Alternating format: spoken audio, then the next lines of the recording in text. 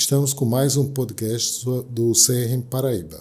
Meu nome é Cláudio Orestes e hoje eu estou com a doutora Eugênia Montenegro, que irá abordar alguns temas bastante interessantes, como obesidade, dislipidemia e tolerância à resistência à insulina.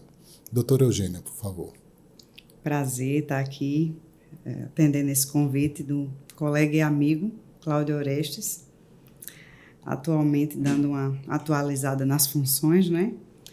Eu sou endocrinologista infantil, formada pelo UFPB há 24 anos precisos, e depois de voltar para Paraíba, depois de todas essas andanças que a gente na medicina faz, né? Atualmente atuo como endocrinologista infantil da triagem neonatal do estado da Paraíba, o nosso teste do pezinho, que tem como sede o Hospital Infantil Arlinda Marques, nosso SRTN, Serviço de Referência de Triagem Neonatal. Também estou na coordenação da COREM-PB, Comissão de Residência Médica da Secretaria de Saúde do Estado da Paraíba, vinculada à Escola de Saúde Pública, e mais especificamente do Programa de Pediatria do Estado, com sede também no Arlinda Marques. Faz parte do corpo docente da UNIP, preceptoria do internato da UNIP, brilhantemente comandada por nosso presidente do CRM, Bruno Leandro, e consultório, né? Atuando como endocrinologista infantil, minha área escolhida, minha grande paixão dentro da medicina. Na sua opinião, com relação à obesidade, quais são as principais causas de obesidade que, a princípio, a gente poderia dizer, não, é comer demais ou comer em excesso. Ou então, a gente observa que tem estatísticas que mostram entre 5 a 9 anos, 1/3 das crianças elas estão acima do peso. Como entender o que está acontecendo nessa questão atual? Durante o passar dos anos, das décadas, foi acontecendo um fenômeno que nós chamamos de transição nutricional. A desnutrição deu lugar à obesidade, que nós chamamos de desnutrição farinácea, porque o obeso ele não deixa de estar desnutrido ou mal nutrido.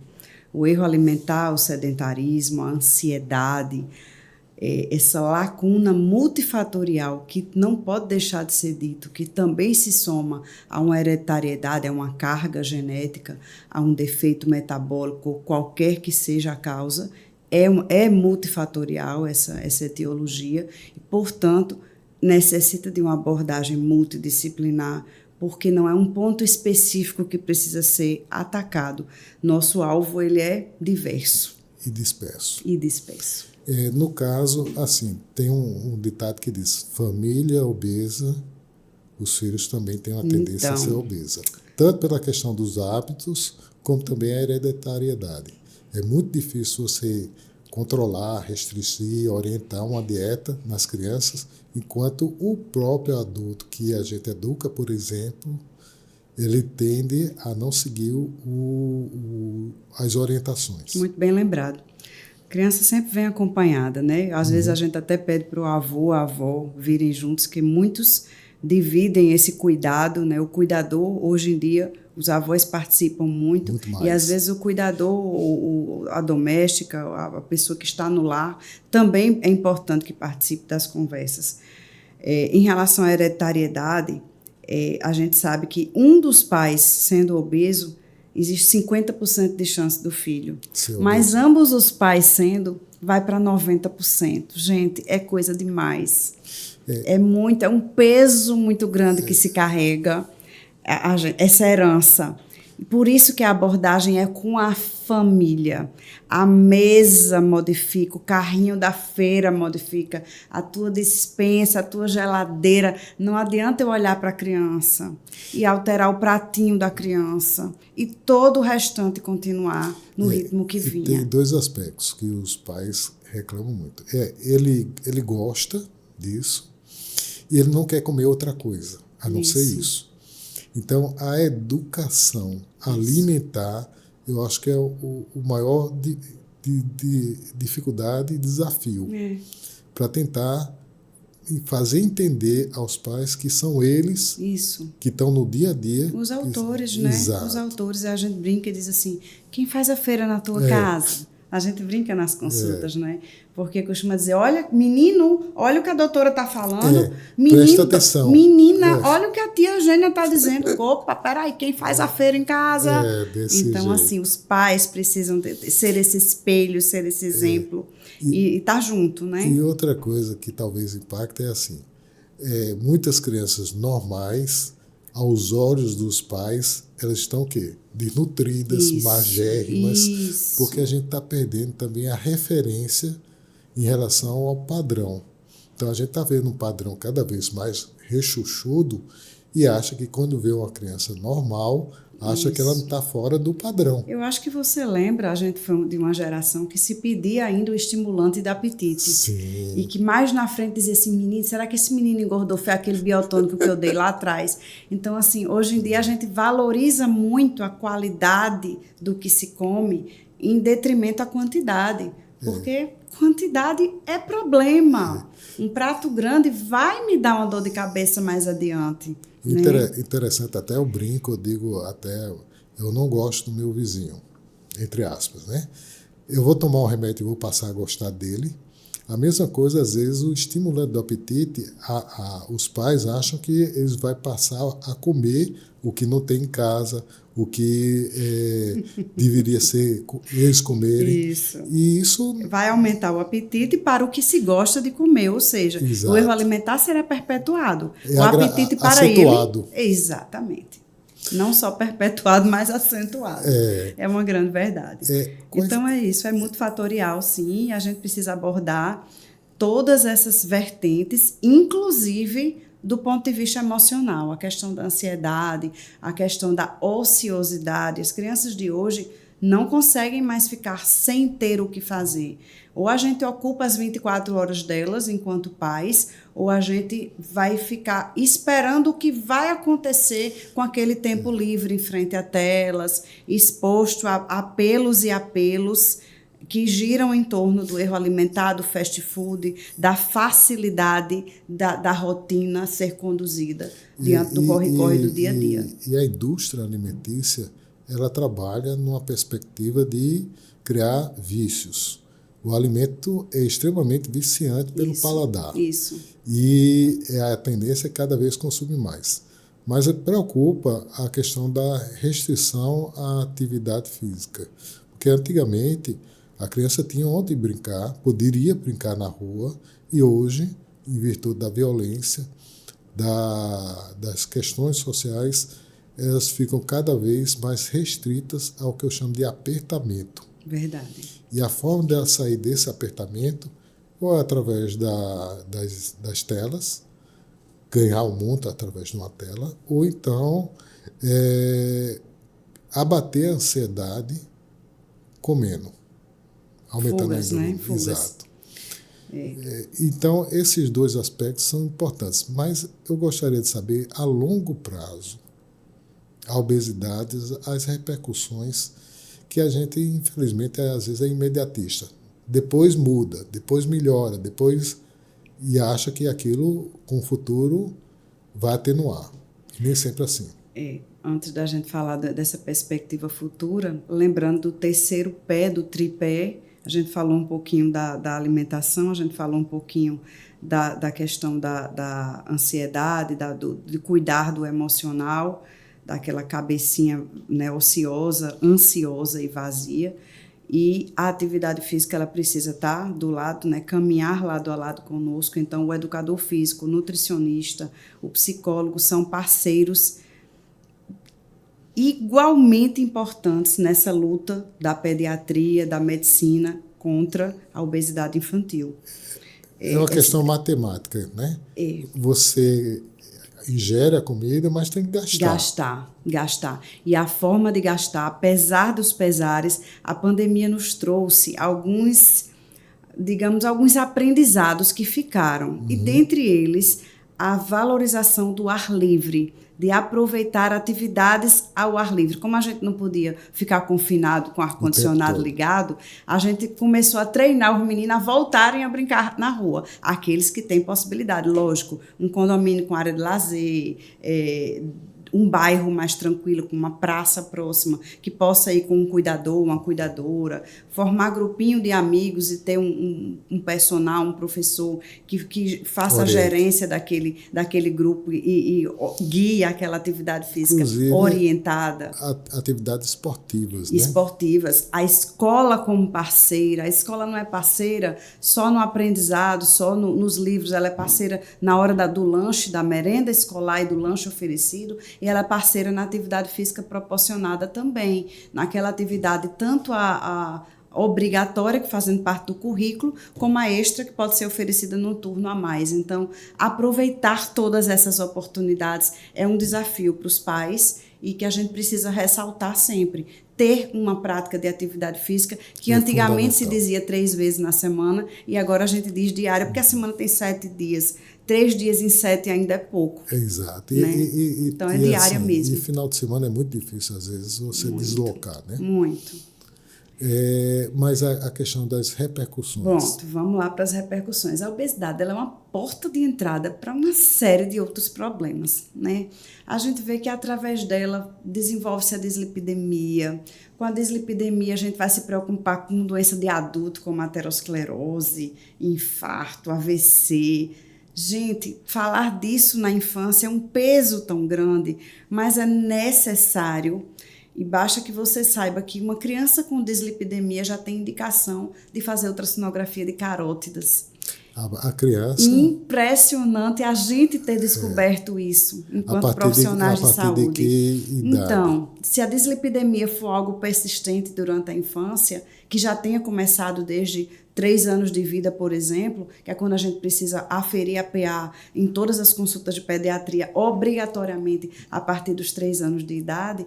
Então, que é uma coisa, infelizmente, incomum, que a gente vê que não é rotina, mas é necessário. E muitos, assim, eu digo PSFs, que seria, de fato, a porta de entrada. Nem um manguito adaptado para a criança não tem. Existe. Né? A gente sabe que tem um manguito do pré-escolar, do escolar, do adolescente, diferentes do manguito do adulto. Então essas crianças, uma vez detectados, né? Elas têm alteração. Uma hipertensão, uma pressão limítrofe, nem precisa estar elevada, uma história familiar de hipertensão, de dislipidemia, de obesidade, de diabetes tipo 2. Esse perfil lipídico precisa fazer parte dos exames de rotina, pelo menos anualmente.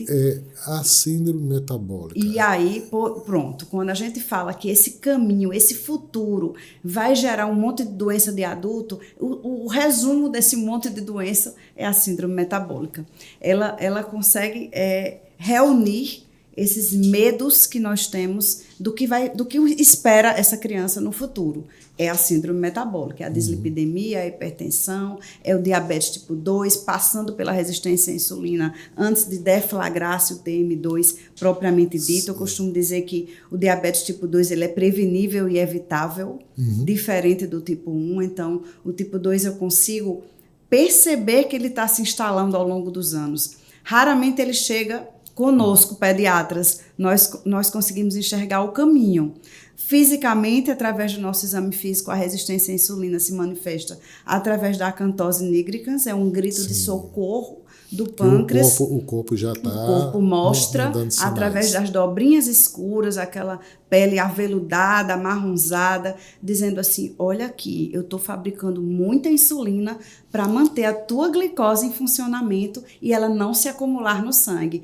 Me libera, pelo amor de Deus, que eu vou cansar. Então é o aviso. É um grito de alerta do corpo. É o grito.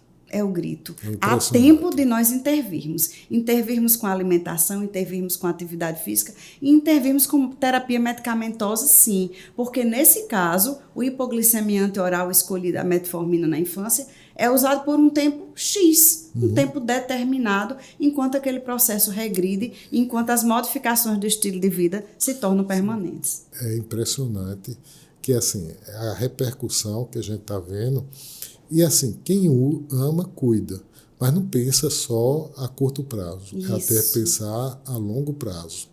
Se tem alguém na família, ou se já teve, ou que tem alguma tendência, o ideal é tomar as providências. Perfeito. E assim, eu sempre digo, dizer não é fácil, mas é necessário. É uma prova de amor. É uma prova de amor. Exato. É exatamente a dificuldade de dizer não é uma das maiores ferramentas que podem ser utilizadas a favor da progressão da doença.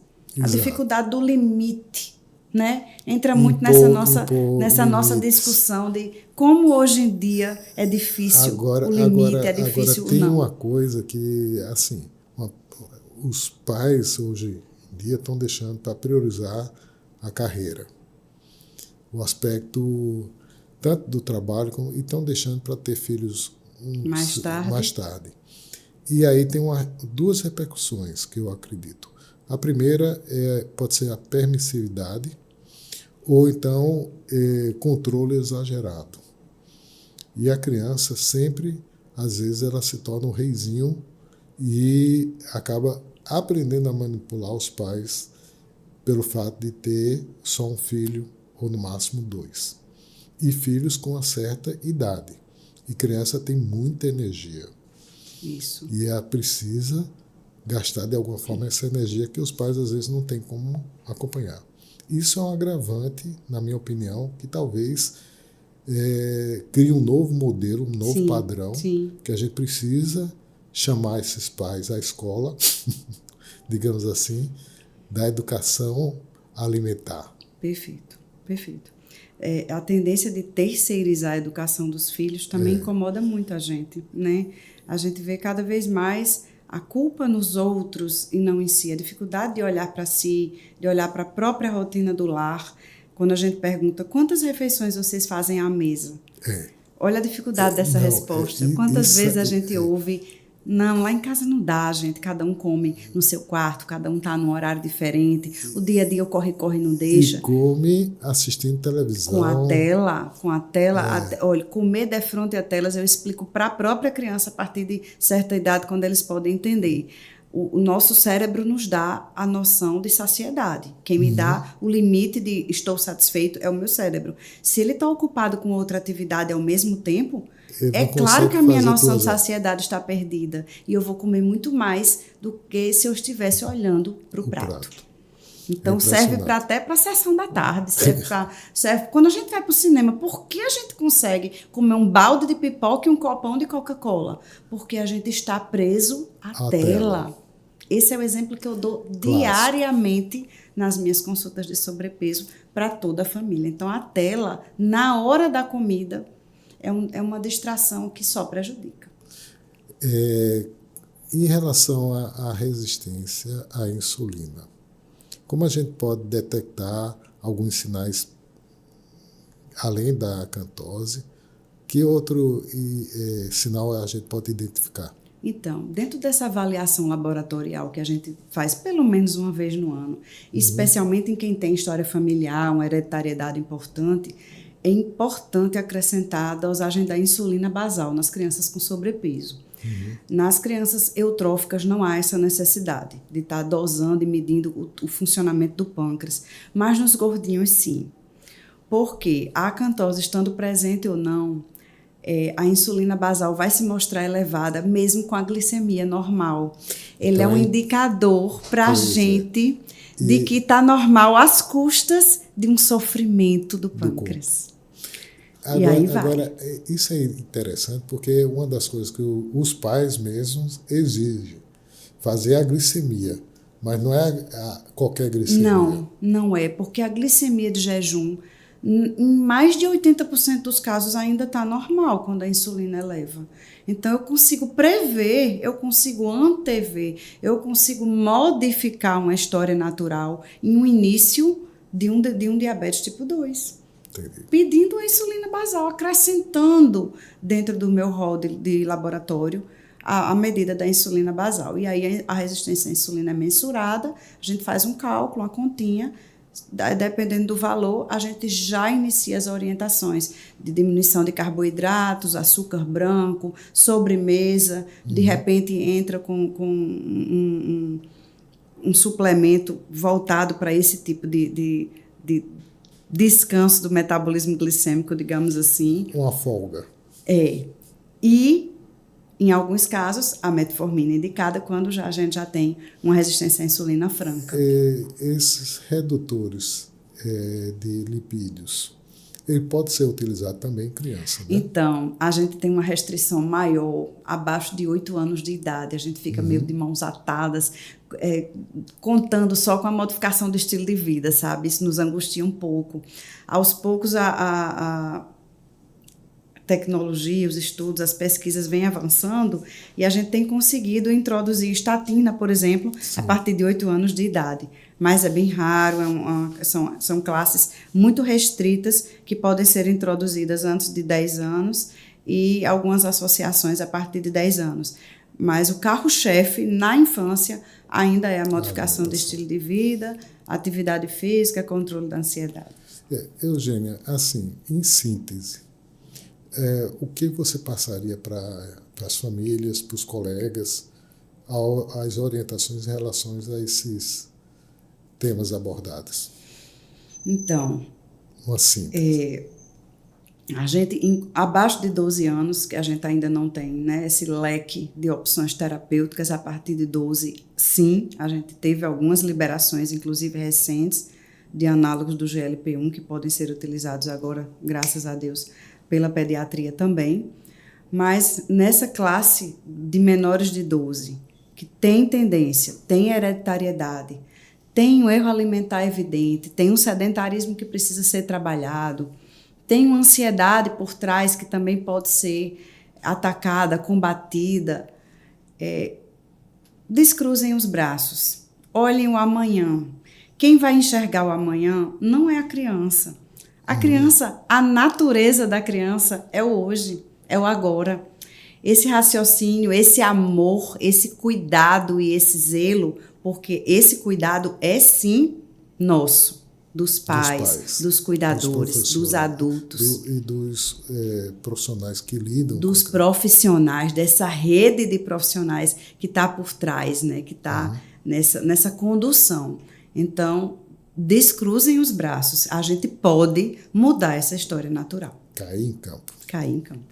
Bom, muito obrigado pela excelente considerações e só tenho a agradecer a sua presença. Eu que agradeço. À disposição para toda e qualquer oportunidade que surja. Muito obrigada.